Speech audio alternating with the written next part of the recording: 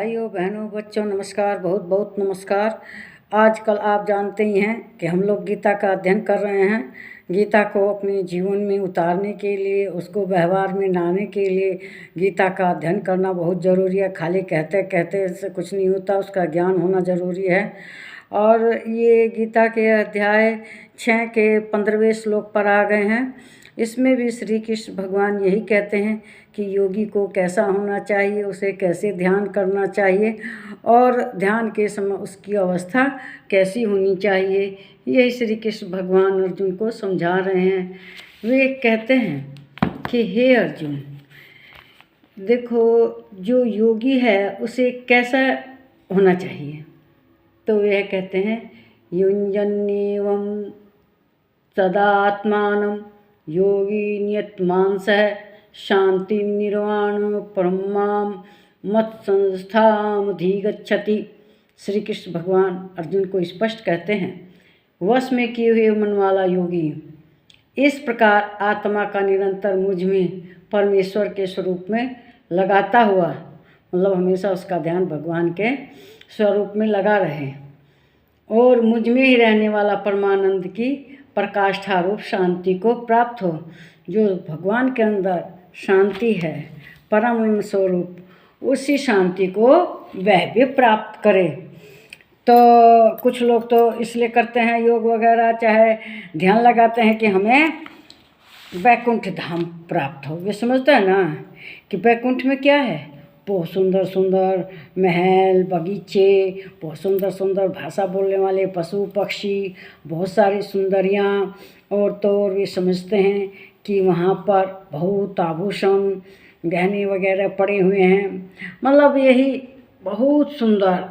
जबकि जो असली साधक है वो भगवान में ध्यान लगाकर इस संसार का कल्याण करना चाहता है। जो सीधे मोक्ष चाहता है, वैकुंठ धाम, वो तो स्वार्थी है। जो असली है वह भगवान के वैकुंठ जैसा पृथ्वी पर बनाना चाहता है कि पृथ्वी भी वैकुंठ धाम की तरह हो जाए, उसकी भी यही कामना रहती है। और जो स्वार्थी है वह खाली अपन वैकुंठ मोक्ष के बारे में सोचता है। तो जो ये अध्याय है, यह अध्याय किस चीज़ का है? आत्मसंयम और ध्यान योग यह अध्याय है। तो ध्यान की अवस्था को मन में, अपने शरीर में भगवान को खोजें।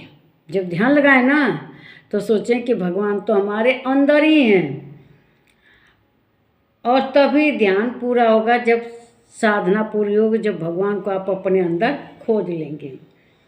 इस प्रकार जो योगी होता है वह भगवान की शरण में रहता है और भगवान की शरण में रहकर वह निर्माण की स्थिति में चला जाता है, परम शांति को प्राप्त हो जाता है। जो वैकुंठ को जाता है वह जाकर समझता है कि बहुत मैं सुंदर जगह है, वैसी बात नहीं है। बल्कि जो सच्चा योगी है वह अपने सुख, अपने मोक्ष का नहीं सोचता, वह सोचता इस संसार के ही अंदर दिव्यता आ जाए जो स्वर्ग जैसी हो, और यही सोचकर वह संपूर्ण सृष्टि को वैकुंठ धाम बनाना चाहता है। वैकुंठ धाम जाना तो अपना स्वार्थ है, बल्कि उसको इस पृथ्वी पर लाना ही परोपकार है, जीवन का सुख है।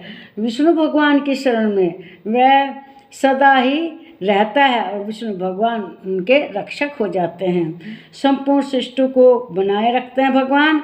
अपने सभी कार्य विष्णु भगवान को शरण में जाकर समर्पित करता है और परम शांति को प्राप्त होता है, परम निर्वाण को प्राप्त होता है। इसका जो योगी लगा रहता है वह सदा मन आत्मा नियंत्रण रहता है, वह मन से लगा रहता है भगवान की शरण में और वैकुंठ धाम को पृथ्वी पर ही लाना चाहता है और यहीं स्वर्ग बना जाता है और इसी में वह अपने अंदर शांति का अनुभव करता है।